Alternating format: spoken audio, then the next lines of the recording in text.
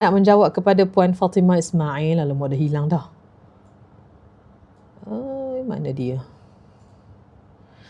Doktor, maaf tanya, huruf kena betul-betul sentuh pada lelangit?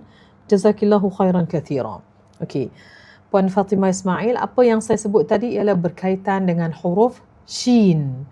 Huruf shin ini dia jadi confuse kepada kita sebab kita dah bertahun-tahun menyebut huruf shin ini dengan cara muncungan. Jadi bila ditanya adakah kena sentuh dengan lelangit, kita lihat balik. Dia bukan jawapan dia, ya wajib sentuh. Memang kena sentuh. Tidak. Ia berkaitan dengan cerita makhraj dan juga cerita sifat.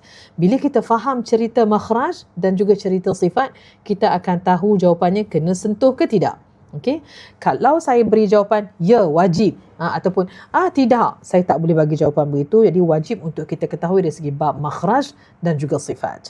Dalam bab makhraj diceritakan makhraju jim, makhraju shin dan juga makhraju ya adalah daripada satu makhraj yang sama. Makhraju jim, makhraju shin dan juga makhraju ya adalah dari segi makhraj yang sama, datang daripada tempat yang sama. Makhraj itu apa? Makhraj itu membawa maksud tempat keluar huruf Arab. Tempat keluar huruf Arab.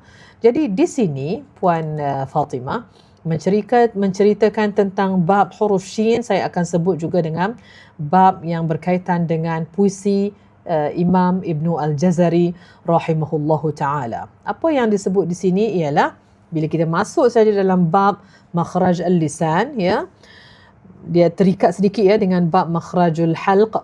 Adnahu ghainun kha'uha, adnahu ghainun kha'uha, iaitu bahagian atas kerongkong, ya, bahagian atas kerongkong.